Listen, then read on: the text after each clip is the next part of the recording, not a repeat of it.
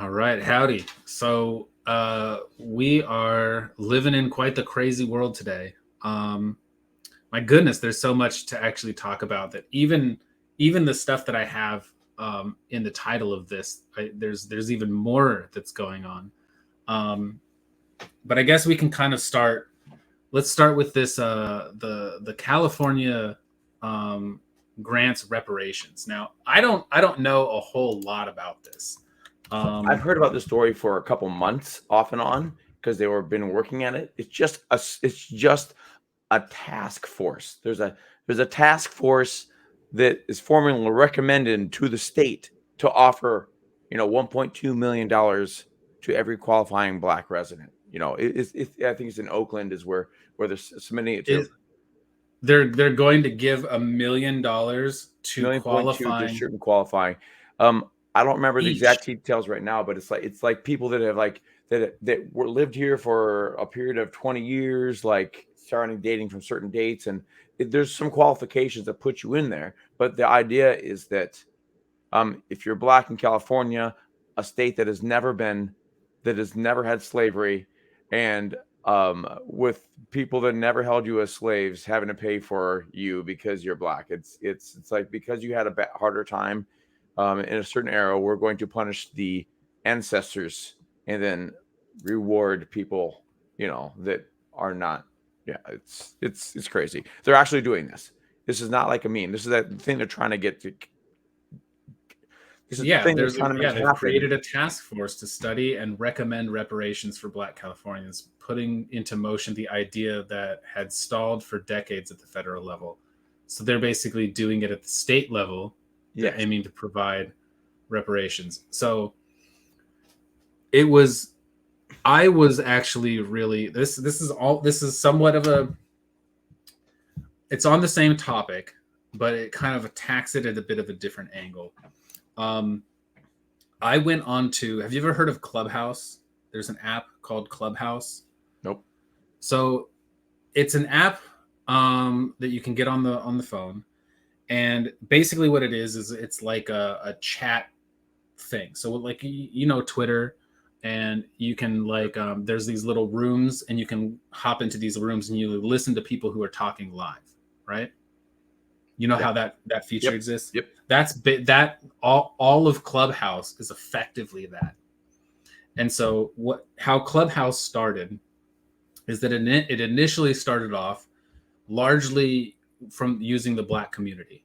So you had to most everybody on there were Black. They were Black people, because it would be So you'd it's like have a to safe receive an space invite. for minority groups. Is that what it was meant for? Or No, it's that's just how it started, right? Like when you develop these platforms, you usually want to target some kind of audience that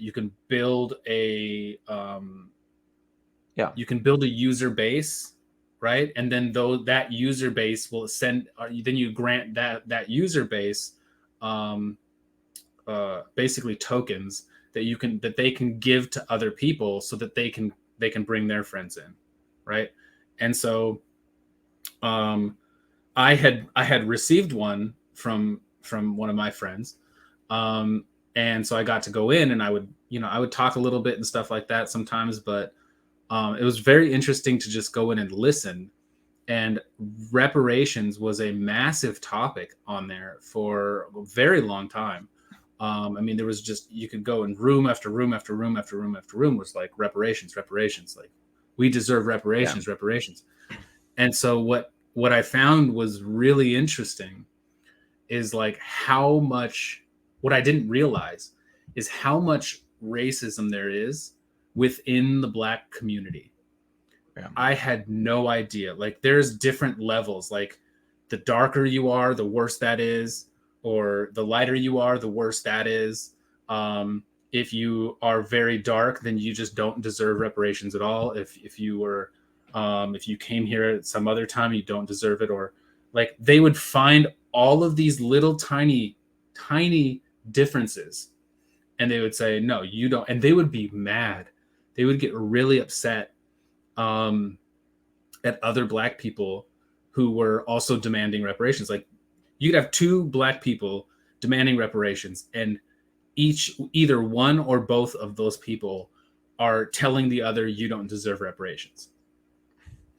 The It whole was idea wild. is pretty wild because the only way something like that could ever be acceptable, even though it won't be, is if you agree, okay, so does this make us good forever? Is it done? Is racism done then? It's like, what are we paying for? Nothing. You're just going to still have the same issues over and over again. You're still going to make the same complaints. Yeah. So, like, that's why it has no power whatsoever. If it were with the right timing and the right whatever else, kind of like they had the idea of if we were to, in the beginnings of the country, if we were to move across and colonize, we'll give you whatever 3 acres and a mule or whatever the I can't remember what they called it. They had a thing Yeah. in place. Well, if they had something timing like that, and like you get to a certain stage where like you know what, we want to provide these incentives, and what about, and it's some sort of reparation in the sense of like you get this if you whatever else if you um, at a certain timing, yes. But this is like 50 years later, 2 generations later, and they're Well more than 50. But yeah. yeah, I It mean, just depends on it depends on when you say things have turned to be better. I mean, it depends on what point you decide that there were kind of normal relations where there wasn't a because you had Martin Luther King in like 68 that was killed, right. whatever else. So like if you're talking about like before Martin Luther King, that it was all racist, even though and like all and still basically slavery because you had separate but equal and all these different Hmm. situations. That can be 50 years kind of from then to Sure. now. So it depends on what your definition is for whatever. So Yeah.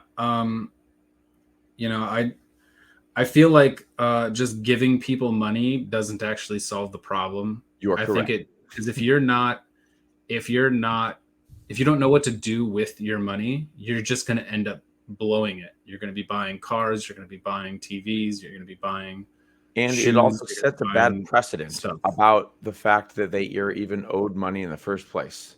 And that Sure. and it also says you are this much of a victim that we can give you this much money. Yeah. It's just wrong on all accounts. It's not. It's like I said, at the right timing, there is some way in which you could have given people a leg up, like a certain like a Negro College Fund type of thing or whatever else. There are certain things at certain timings that made some sort of sense to give a leg up to people, but at this point, it's there are communities like Chicago and the certain areas of DC and things that are horrible. There's also a lot of horrible situations in West Virginia for the white trash or whatever you want to say. You Sure. know, so like yes, there are areas that you can point at. They're like bad. Look how bad this is. These people need to be lifted out. But like the solution isn't. You can't look at that bad area and say we need to do reparations. You need to look at it Yeah. in general American as a whole. Like you and I, and like you live in Seattle area, and I live south of that, but I'm still in Washington. And like we're all friends with everybody, and there are generally great relations with anybody, and people behave differently, and so they interact differently, and you get along with some people and you don't get along with there's other people, but there's no like hatred just because of skin color. It's more like a clash of culture in some cases, but it's not like, I mean, everyone's really cool with each other now in most real world settings. It's just when you get in these Yeah. hellhole areas that you see really bad situations that they're in a self-fulfilling bad cycle Yeah. of The badness that self-fulfilling we're like, hey, fulfilling we need to get them prophecy. out of that, give them a bunch of money, but that's not even the solution. Well, I think the real solution would be so okay, kind of in a sense a two-parter is that um like okay, me and my family had like nothing to do Yeah. with slavery. I've looked back at our general history and we've never been part of any slavery whatsoever. And so it's like, okay, so who's going to be paying for this? Well, I guess I would be paying for it. My family would be paying for Yeah. this. And it would largely be paying these people for something that I had nothing to do with, Yeah. right? Now, or my past had nothing to do with. And then that payment isn't actually going to solve the problem. It's not going to make anybody actually happier. It's just going to make them temporarily happy because they got a bunch of money, and then they go and buy stuff, and then they don't know how to manage it, so then they lose it. Very much like what happens to a lot of people who win the lottery, right? It's so it's something like 80% of them are basically poor within 5 years. Yeah. And so what I think would end up happening, and then they're just going to be mad about, because, hey, you know what, you gave us all this money, and then we didn't know what to do with it. Like, we need reparations for that too. Like, it can be this really strange thing. And that's where I feel like the actual solution, and that I wouldn't even mind contributing to, is like basically setting up a set level of conditions in certain areas that are struggling. And it doesn't matter who, what, where, whatever it is. If this place is struggling, and maybe, I mean, you could set up free courses that I would be fine. Here's, put some of my taxes towards this. Here's a center where people can go and learn for free. Like, here's how you can manage money. Yes. Here's how you can Support set up a business and things. Yeah, and you have guidance. Cash. Yeah, you have guidance to do this stuff, and they'll say, okay, we can work within your budget, and they would teach them how to do it. Like, what is it? It's the whole teach a man to fish or give a man a fish. It's that whole thing, and it's like, I would much rather teach them, whoever it is, and shit. I would like to take part in it too, because I don't know how to set up a business very well. Yeah. And I would love to learn how to set up a business. And so, like, just have these opportunity zones. You could have those, set those up so that people can kind of take advantage of that kind of stuff. Sure. Yeah. So, anyway, so I think we've kind of solved this silly story, but like, I think so. It's just ridiculous that the reparation topic keeps coming back up, and this is just a real. I mean, if anyone wants to know, there's a political story. There's a Politico story on it. There's Fox News story on it. There's all sorts of different stories. New York Times, yeah. It's out there. This is the real thing that they're talking about, that they're trying to implement, and we just think that's crazy. So yeah, it's whatever. Anyway, next one. Another topic is. There's this news situation that kind of broke out where Trump has been found. It's just such a bizarre story to me, where Trump has been found liable for sexual assault on a woman of whom her claim is the same story that came from a Law and Order episode of being molested and raped in a Berkshire. I don't know what the place is called, but like Berkshire clothing store, in a dressing room closet. Right. Like 30 years ago, plus or minus. Who knows?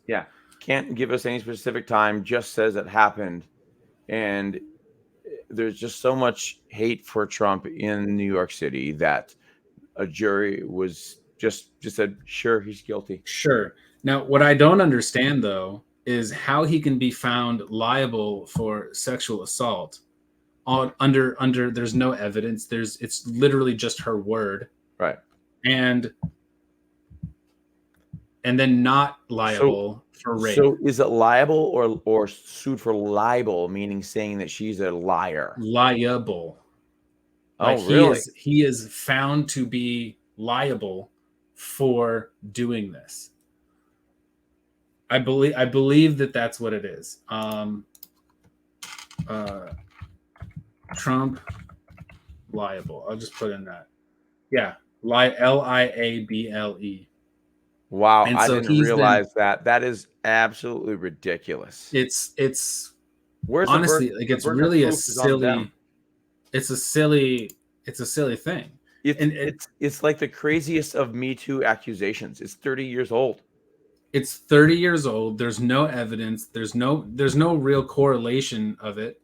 And then to not be found guilty under the same incident, under the same circumstances of rape. And the claim is also that he raped her. So how do you find him So liable for one but not the other when they're that's both why the same thing? That's why I was thinking they're talking about libel, but even though you said I know you just looked that up, but like because the idea of libel is it's more about what you said about it. You're saying you're a dirty liar or you're a B word or whatever, and saying all this stuff never happened, and when and maybe that is unprovable and you're disparaging her character. That's the type of thing I thought this is saying.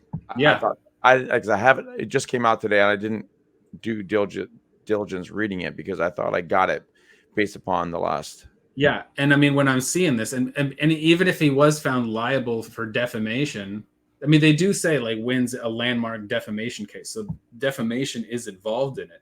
Yeah, it's got to be kind of I don't know the exact legal terms and It's wording, but it's got to along be those lines, it has yeah. to be the defamation of character part of it because there's no proof of anything else other than the words he's said recently about it. There's nothing they have. They have no proof. They don't have any DNA or any other people that saw anything. It's just her word versus his. And maybe I'm sure he was a complete And jerk like have you sometimes. seen the video of her talking about it on gosh, what's the guy? He's a CNN guy with the blonde with the white hair. Oh, not Stephanopoulos.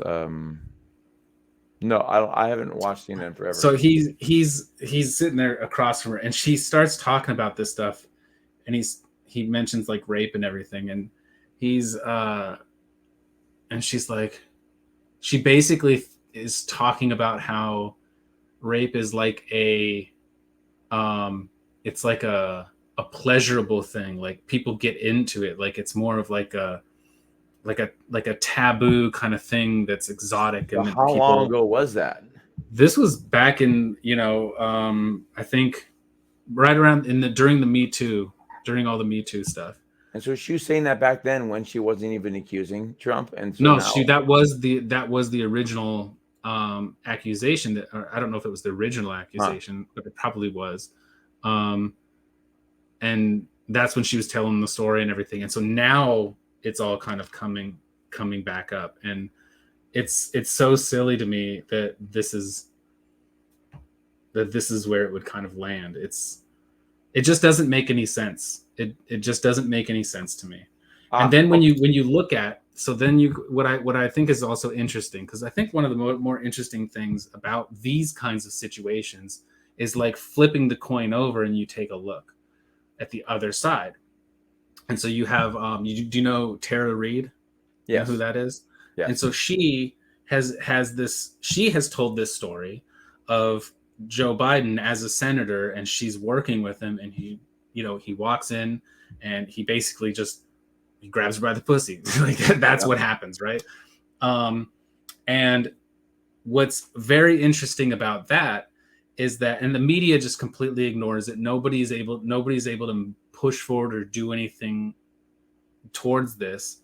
But there's a recording of her mom calling into Larry Yes. King on CNN, and Yes. she's like, yeah, my daughter has this prominent senator who has sexually This was a assaulted story her. like 5 years ago. Yeah, and she's like, and I mean it's like, oh, that's her mom. And this is like that recording is from like the Yeah. 90s, like This is shortly way after this this is happened. way more proof than they have on the Trump thing. It's Yeah. like the thing is that people don't have they don't care. They're saying, okay, I like or don't hate Biden and I hate Trump. So it's like if you I am not I personally here and you are also not defending Trump because we think Trump is our guy. So therefore, it's we're not doing it because we're looking at the facts and say this is crazy. You have to have proof in America. You have to have Yeah. proof And this is a of doing things. You situation can't you say don't like I have. don't like him and he's guilty of something, so might as well be this.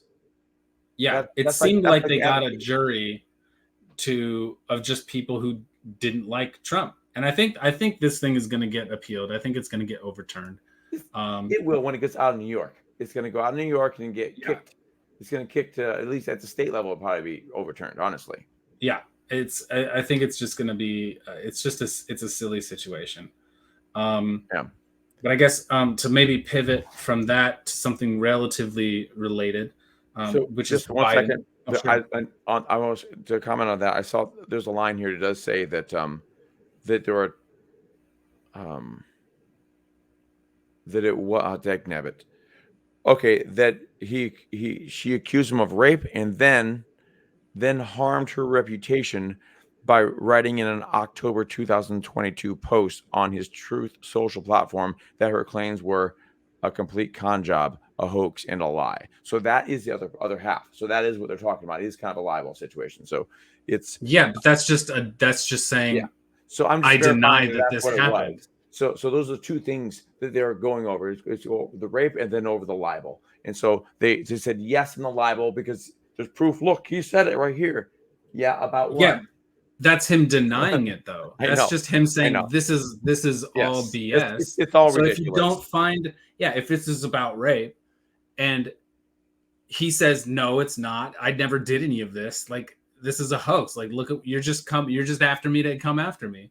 And Yeah. then you sue for libel like as if that's what I'm trying to do. Well, no, this is what it seems as though you're trying to do because this Right. event didn't take place. Like and so he basically gets found not liable for the accusation, but he's found liable for defending himself. Like Yeah, I know. this is clown world.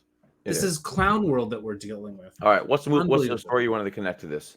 Okay, the other one that I wanted to connect this with is the Hunter Biden laptop cover up, basically, of what happened in during the 2020 election, where shortly before the election, the votes were going to go out.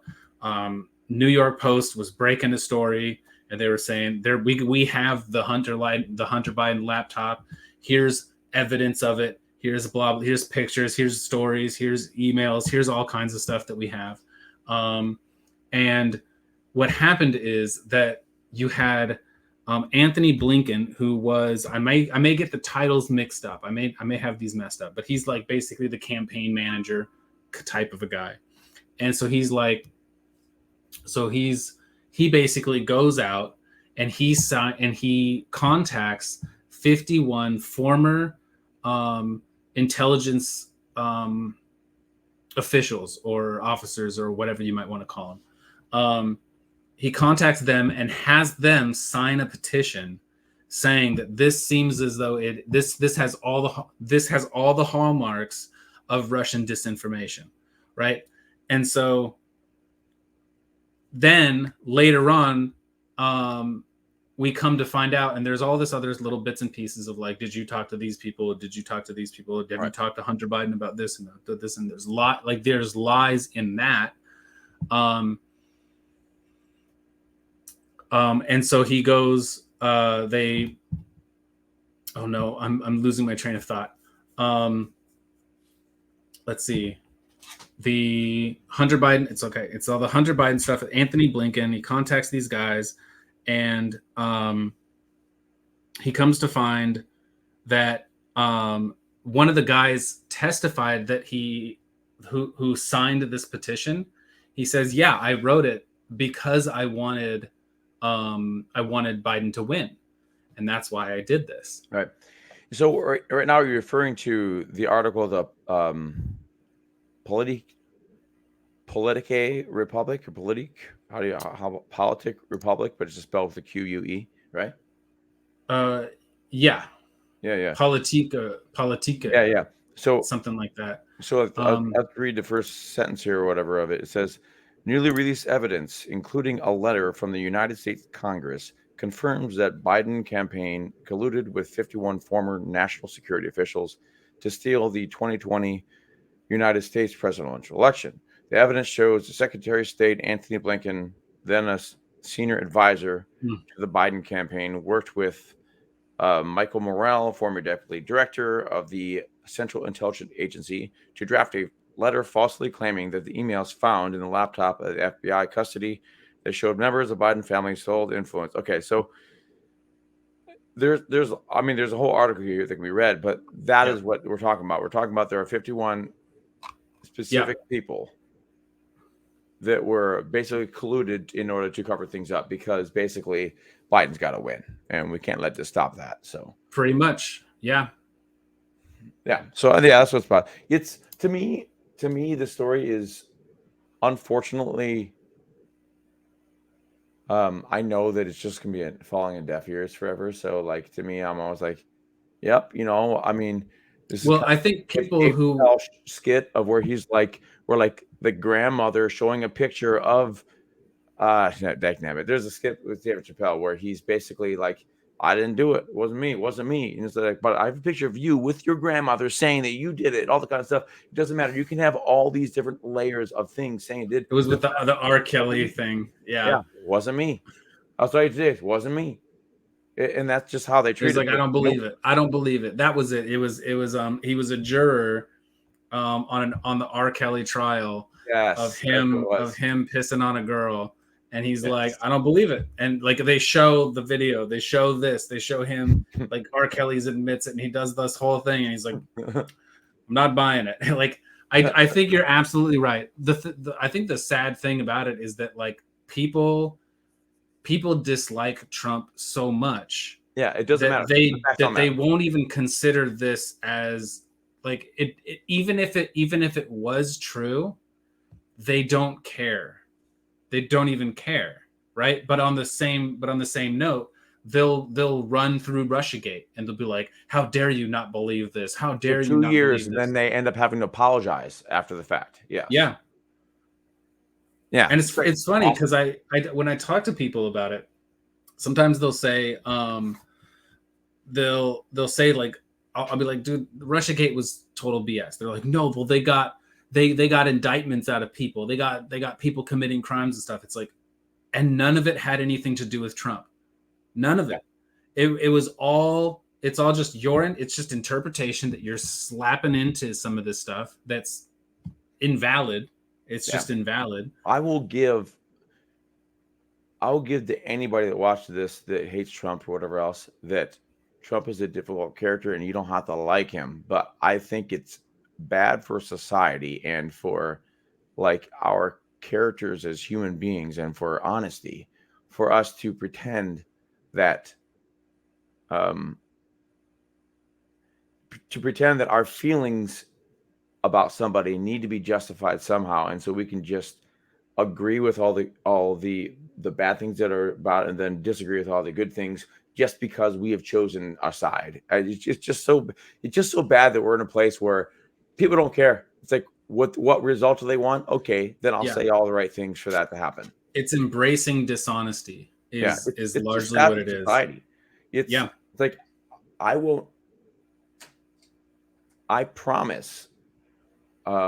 Like if there was something with the Biden story where like this, if this were a hoax with the whole Biden laptop thing type of thing, I would be against the conservatives on it all day. I would be like, no, like you guys are doing this because you are mad that you lost or whatever else. I would absolutely be doing that, and I think that's where everyone should be. They shouldn't be focused on. I mean, you can still say that you would you still want Biden to be president no matter what, even all these things, but you can't deny that these things happened. You can say, you know what?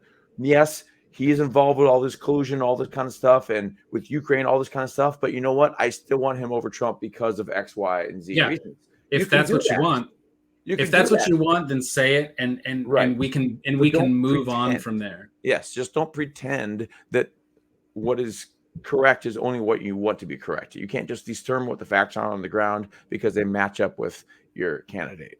Yeah, I mean, I think that when you have the email that shows the people talking about how they're going to divvy up the percentages of this deal that they're making, and within that they say they divvy everything up, and then they say 10% for the big guy, right?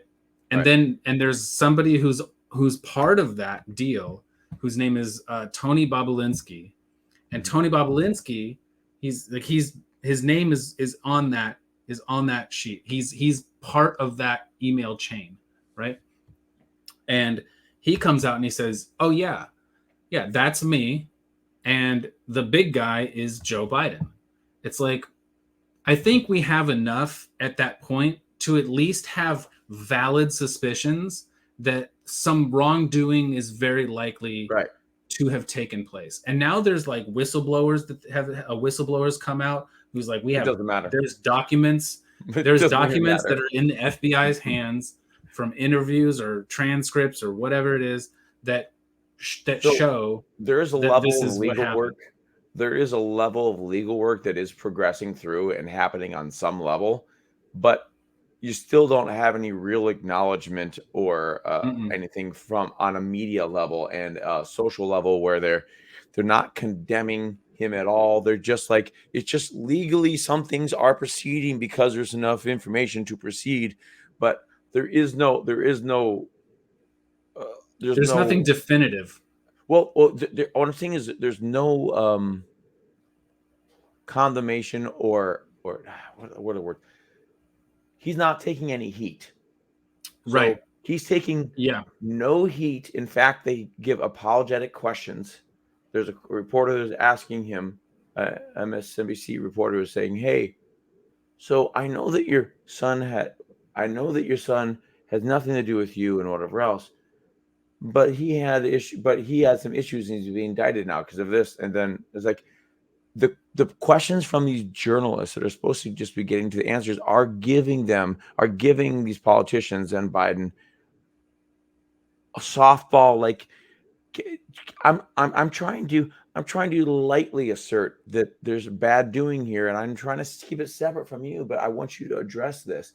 And I Yeah. mean, they still won't address it, but like the fact that the politician, I mean, that The journalist or the journalist reporter. has to sit there and post things in that way, Yeah. like kid gloves, to try to just caress a little bit of sanity, a little bit of admission of like, yeah, he probably did some things he shouldn't have Just done. like acknowledgement of that this is a topic. Yes, That this is a topic that people are thinking about. Like, he doesn't even it's kind of interesting he because did nothing I wrong. don't even know if he really necessarily denies it. No, he He does just kind deny it. of he's more dismissive He's a good boy. of it. Like the thing I just heard, that interview I just heard, is like, it's like, no, he's a good boy. He's never done anything wrong. He's nothing wrong here. There's Which nothing is here. more just dismissive. Like, He's why? more just taking Okay. a blanket statement of Hunter and just kind of talking about his character. And I think that when you have people who are doing that, it's really funny because during the debates, Trump called him out, and he said, "You're the big guy, right? You're the big guy." And he's like, "Tell me you're not." And he doesn't say anything. Because the thing is if he were to actually deny it and say no, that's not, and then it comes out like, Then he's legally done in yeah, that sense. yeah, And also admitting yes would be condemning. So right. he So can't that's say why he has anything. to dismiss, Yeah. right? Yeah. Yeah. So it's Unfortunately. it's a wild and silly situation that's kind of going on with that. So more of the dismissive. There is it's kind of funny how there's an entitlement in the politics where right now there's a story on Politico where Biden says he's exploring 14th Amendment to defuse debt ceiling standoff. And basically in an interview, um, he's considering the use of the 14th Amendment as a means to circumvent the debt ceiling standoff currently finds himself with the House Republicans.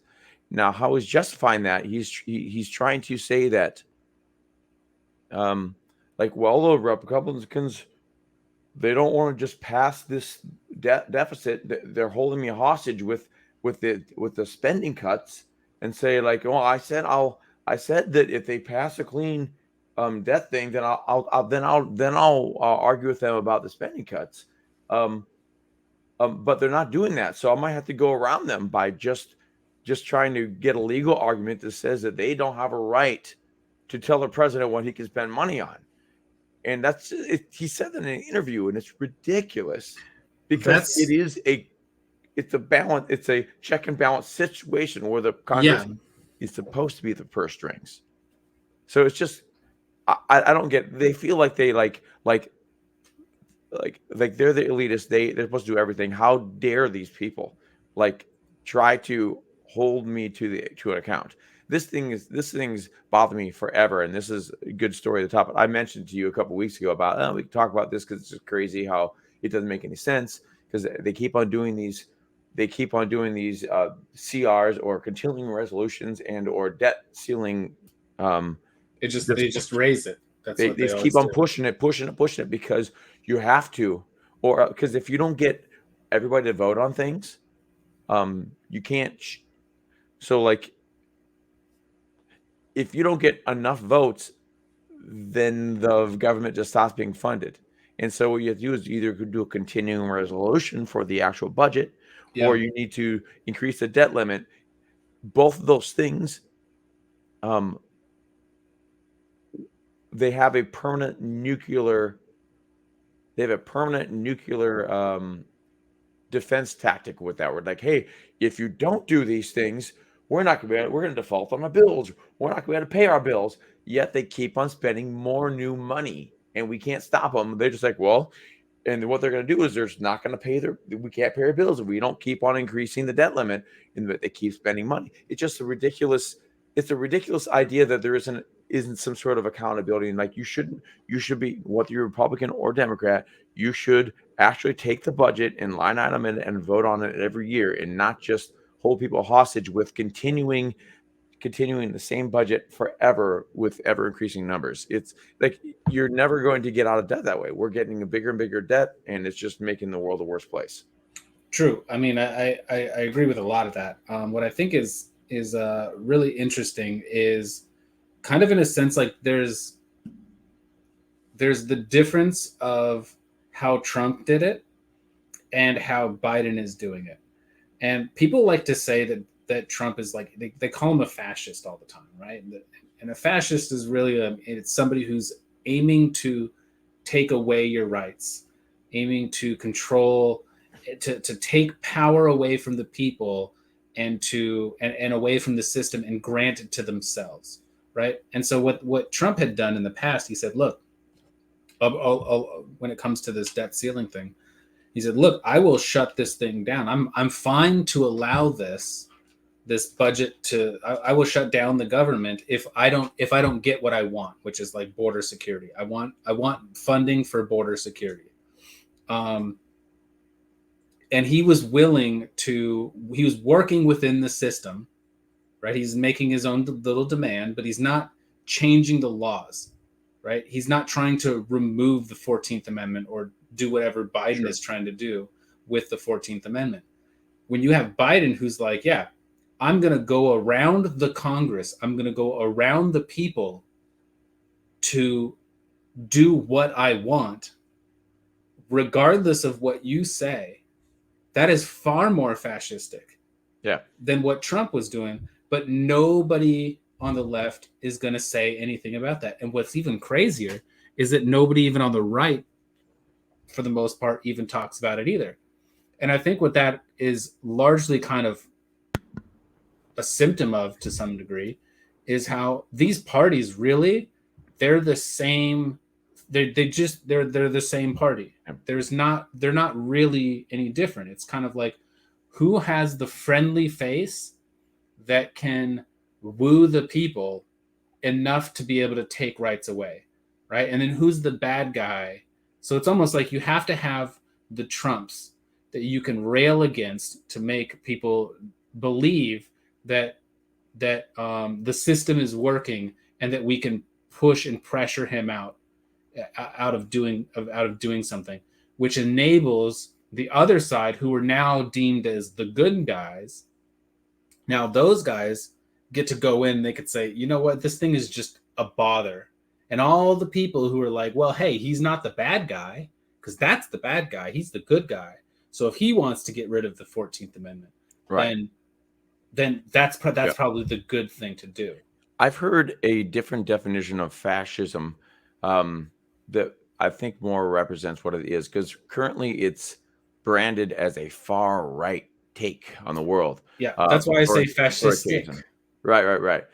So there's I've heard someone say something along the lines of it's when the government and the businesses work together to control the populace. So Sure, that's it's like another form of it, I business. suppose. Yeah, Yeah, it's like business and industry colluding to in order to get their agenda done. So it yeah, but another definition is that obviously that the dictator controls the businesses to do that same cause, right? That's yeah, what they're thinking of is like a dictator. But what's happening right now is you're having the collusion of like media and large corporations and people government. happen right now. It happens to be Democratic Party that is trying to forcibly control everybody with the one true narrative. I mean, not to say that it couldn't come Yeah, around where a conservative would be I'm trying to sure it wield the will. power wrong too in the future. Yeah, But right now, it's Democrats that are trying to choose the narrative, and if you're not doing the narrative, um, you are wrong and you need to be canceled and you shouldn't work anymore. yeah, yeah, pretty much. I mean, to me, I think that the modern day left is effectively the religious right of the '90s. Um, just here's my opinion, here's my beliefs, and I want to force that on you.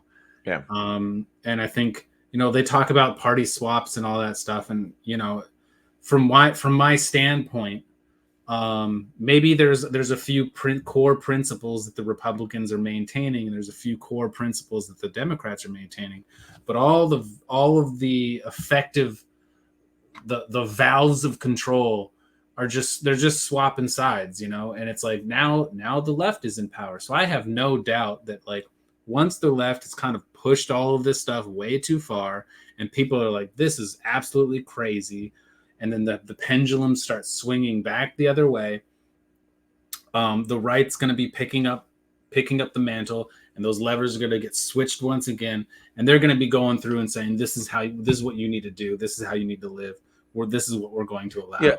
So um this makes me think about the type of so it's just a matter of how you want to control people to do your will. So yeah, that's actually what I realized in a small side note of what the problem was with your proposed a homeless situation before is that more that we are choosing to be the benevolent dictators of how you must be in society in order for so like so hmm that's the part that made it hard to be like because now we are being the dictators. We have good intentions at this level, at a certain level, but then we're then turning into demolition demolition man, where you hmm have um, San Angeles is this perfect utopia where you can't eat salt and you can't. There's no littering and there's no swearing, or else you get yeah. fined. All this kind of stuff. So that was, anyways. So that I can, yeah, I mean, not to go back into all of that, but I can see the concern of, once you can, the road to hell is paved with good intentions. And so if what happens is you set this thing up and it functions and it works well, you get it to be a nice smooth running machine. Well, that machine's probably not going to be running smoothly for all of eternity, and abuse and manipulation and problems are going to be inserted into it. And so then Immediately. now you're dealing, yeah, maybe immediately. And so now then you're dealing with um a system that is um a corrupted system that is now taking advantage of all of these people who truly need help. Yeah. So I think that there is that, if I'm to think of a real problem with that, I don't think that the idea is a bad idea. I think that the difficult aspect of it is, how would you manage it to prevent it from being corrupted, to Right. prevent it from getting out of control. Yeah. So what was your other mystery Trump story? I don't remember what you said. There was another Trump story you had on there. Some Well, more Trump. um, not a mystery Trump story. I mean, let's hit the Tucker Oh, Tucker. Okay, yeah, Tucker. Tucker. I think that The, there's a the little bit live of an change today. interesting, development. He sent out a tweet today, and it was interesting because it's a short little thing, and he goes, he's like, "Hey, we're back. Like we're back," and he just basically talks about how the media manipulates people, which is by effectively saying we're going to omit information in order to frame things in a way for you to absorb, and we're not going to fill you in on all of these details, and that's going to set you into this narrative, and you're going to be thinking and therefore voting in this way that we want you to, because they can feed you pieces of information. And what I thought was interesting about it is that, like, when I first clicked on it, and it was maybe 20 minutes or so after he had posted it, I clicked on it to like open up the tweet and to watch it. But I was busy, so I didn't get around to it for another like 40 or so minutes. And when I clicked into it, it had like 1.5 million views.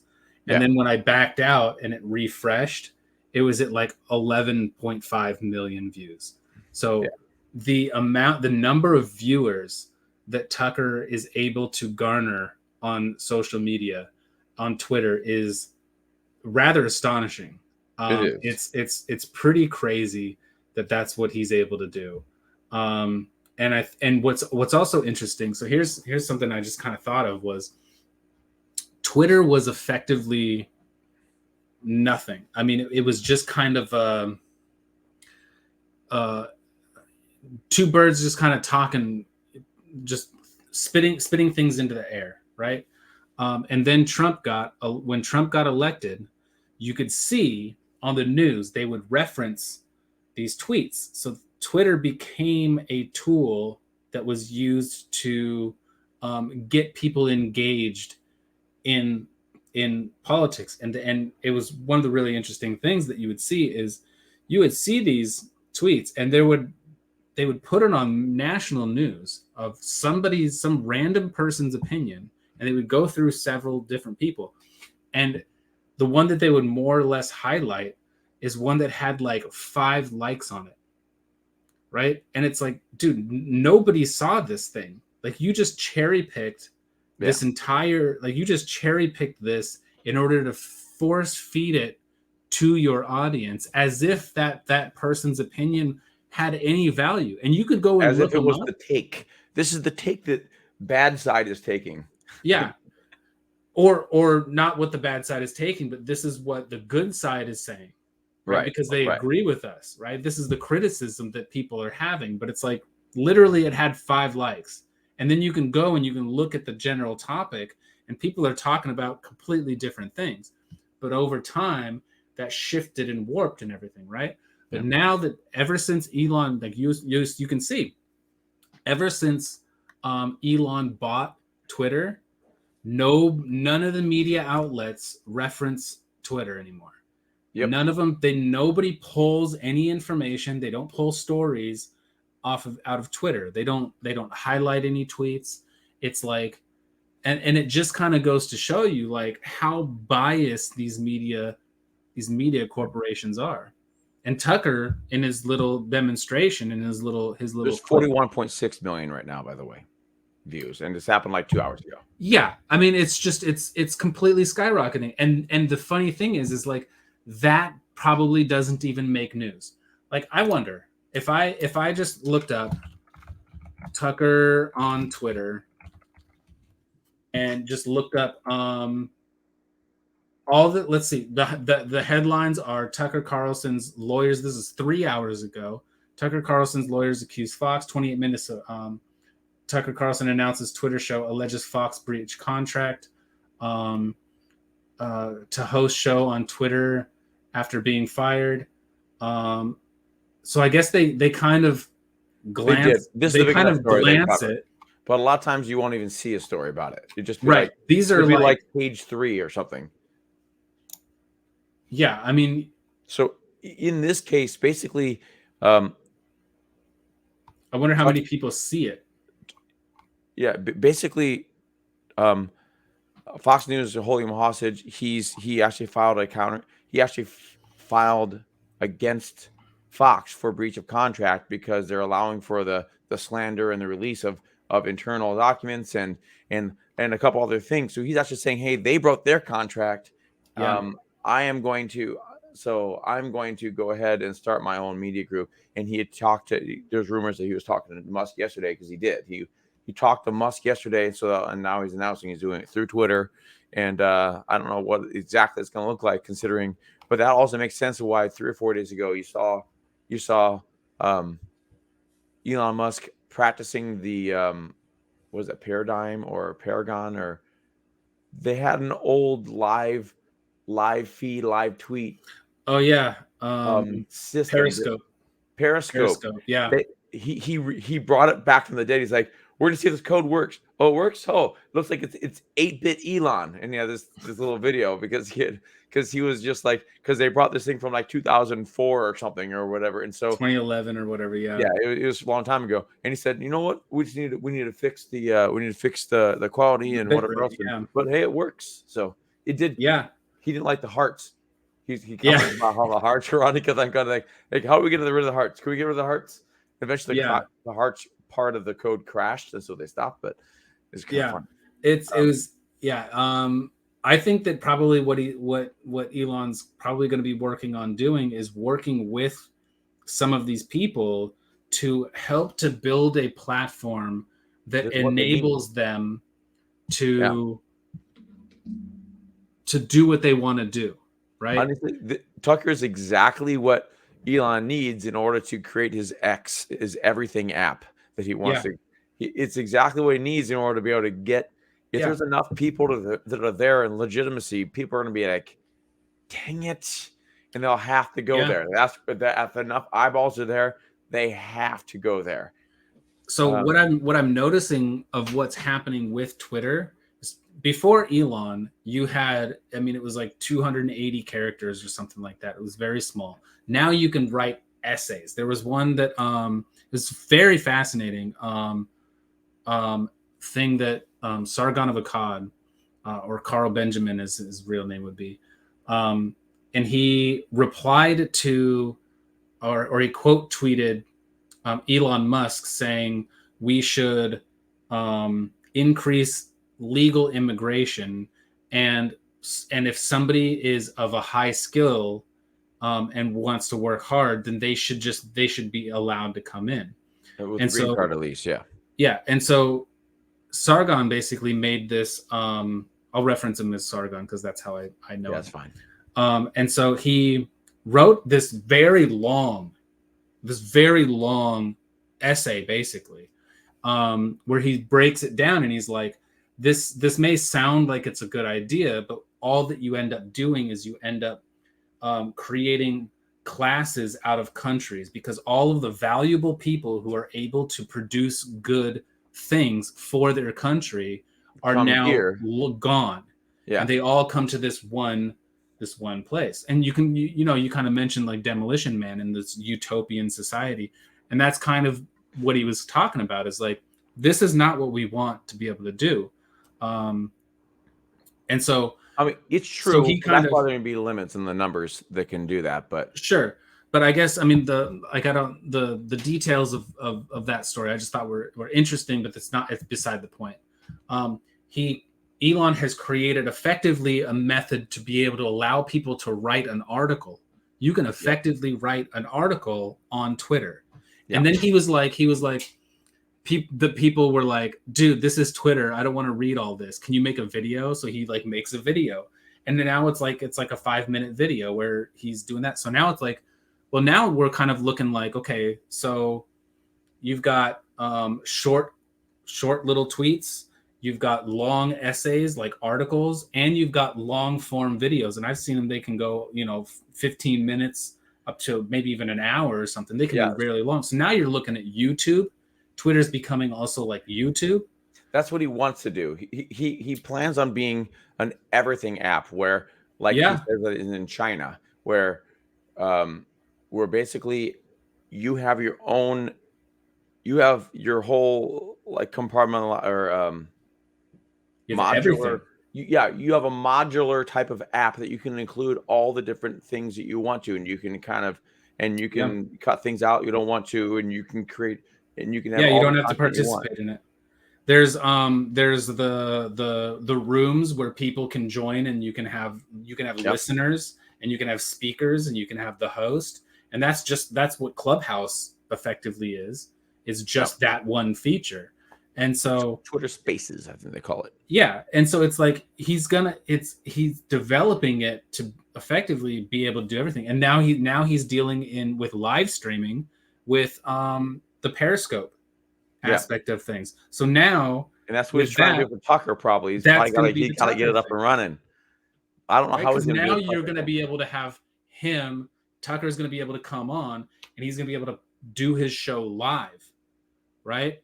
And it's like, yeah, he's building out a platform, but what he needs is people who are going to attract people into those zones within the app, right?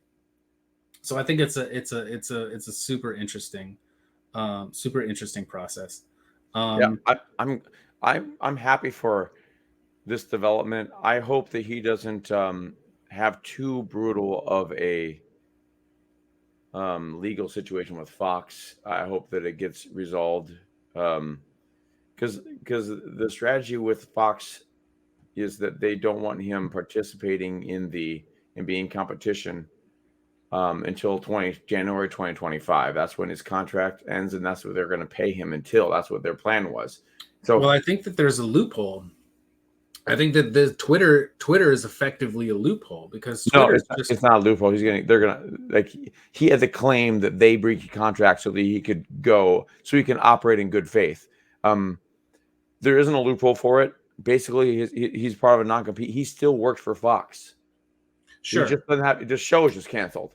So but he was able, like, okay, let me put it almost like this, like, he's still a person, and he's able to represent himself as a public figure where he wants to. I believe. I don't think that he's like, he can go on other people's shows. He can talk to them. I don't believe so. I don't think maybe he can, but I think that stuff is figured out in his contract in the first place, because they have control over, because anything he does in his personal life damages his business characters. So a lot of times they have contracts that say, hey, for character control, you have to get permission to go to these different events. You have to, like, for instance, he has an event coming up where he's a public speaker at that he said he's gonna do, man. He said it like a week ago. I'm still doing it. It was approved by Fox a long time or whatever. It was approved. Yeah. It's a thing. He's gonna go do it and have it like normal, and he'll be able to say whatever he wants because he got approved. But he's not legally just allowed to. He has to decide that he's going to basically have the legal battle. And the smartest way to do that is to say, hey, you guys broke the contract first, and I'm going to do whatever I want to do. But he's actually just, I mean, if that's not true, then he's breaking the contract and just then it's going to deal with, they're going to have a cease and desist order against him and to try to stop him from doing anything until his contract. In which case he can effectively force himself to get fired because he breaches the contract. Now he's no longer. They just won't. No, they just won't. They would pay him. What they're going to do is they try to get a court order to have him cease and desist, and to that's just going to destroy Fox. Right. Like, if that's what they want to do, they're literally going to destroy Fox. Like, they'll pursue that if they can. Obviously, they're going to keep as much of that hush hush as possible, but they're going to secretly, like, they're working that angle because they want him to. They want him to go away so that he fades away, because that's like 2 years from now, or a year and a half or whatever. So they're hoping it fades away such that they can rebuild their time slot, and then Tucker can compete against someone that's been brought up, because they have. We're living in a different world, though. This isn't the time when Megyn Kelly got, well, Megyn Kelly, not for Fox, but I mean, or Bill O'Reilly. Right. This isn't a Bill O'Reilly situation where you kind of like, you don't have a valid platform to be able to go where there are people who are interested in hearing what you have to say. And plus, the Fox audience accepted Bill's exit more because of the actual allegations and sexual Yeah. stuff, and that there was actually some sort of cause. In this Yeah. case, they haven't even given any cause Yep. to firing him or to canceling the show. They're just like, yeah, your show's canceled, and Yeah. we agree to part ways for this. And so, like, they haven't told him anything, and so therefore they're just holding him hostage. So it's a Yep. different story, and so that's why Fox is like, "You're what?" And so that's why they lost the numbers. Like, so I was watching a clip from Megyn Kelly earlier, where she was talking about the numbers for last Friday, and so um, I'm going to butcher this a little bit. I have some of the numbers exactly correct, but they're all relatively correct. Like Tucker's final Friday was around 3 or 3.2 million people that were watching it, and then this last Friday it was like 1.2. It was like one. Um, it was like 3.4 and 1.2, whatever it is. And you But in said, the target demo, that's the people they care about. That's where they make their advertiser money from. The people in the targeting advertising. I think it's like the 25 to 45, or I don't remember what it is. There's some sort of target demo, and it's supposed to be. Normally, it was like 370,000 is like where it should be in that group, and it was 90,000 this last Friday, which made Stu Bergier, which is the guest on there, jaw drop because like oh my gosh, like, and they lost to both CNN and MSNBC. They came in third versus yeah. CNN. Wow. And now it's like at least 43 million people have seen. At least maybe they didn't watch it. It's a little confusing on here, but it's kind of like 5.2 million views is what it says. Oh, But for then what? there's like 43 million like interactions or people who have seen it. So Oh, it's kind of right. like maybe 5.2 million people have actually watched the video, but 43 million people I've seen have it. I seen think it's seen it. that it's there. So it shows up on Yeah. their feed. Like I said, it is um people are getting home from work and they have a chance to watch videos, but like it's harder to watch videos when you're at work. Sometimes you see it, oh, awesome, and sometimes the headline is enough.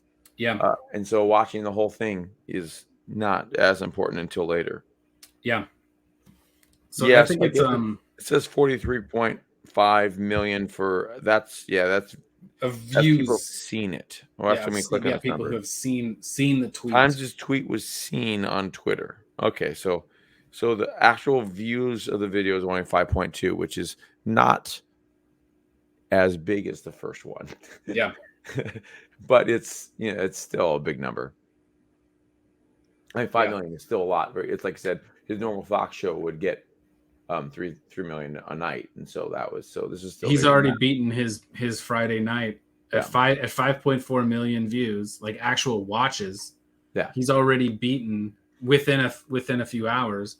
He's already beaten it, and it's his content stays up, so people get to see it longer, Yeah, and you're dealing with a different animal though with internet where you have on demand and people watch it over a course of 24 hours as opposed to when you're on Fox or CNN and you're live during the 8 o'clock hour. And the people that you catch live during the 8 o'clock hour is a snapshot. And if you get 3 million in that live that are watching that Yeah. means a lot more than having 5 million people watch it over the course of a day or whatever else. It just because not only do you have that 3 million people watching it during that. So what I'm saying is I'm giving legitimacy to the cable news situation or the live TV situation. It does mean something more than just the internet views. But you can still get out to your audience. You can still get out to a large audience when you're outside that. It's just you're representing 1 hour versus representing all the hours. Yeah. Well, I think it's going to be an interesting development to see how that evolves. I think we've hit a little over our hour. It's Yep. very interesting. We just get a final, hodgepodge of stories today. Yeah, it has, and I think that they've been pretty good. My final spiel will be like, subscribe, drop a comment. If you really want to get in on all this conversation stuff, you know, be more than happy. You know, hit that bell icon, and you can hop in here, and maybe you can have some conversations in the comments. That would be really interesting. So thank you. I guess that's all I got. You got anything else? Nah. All right. Later, guys.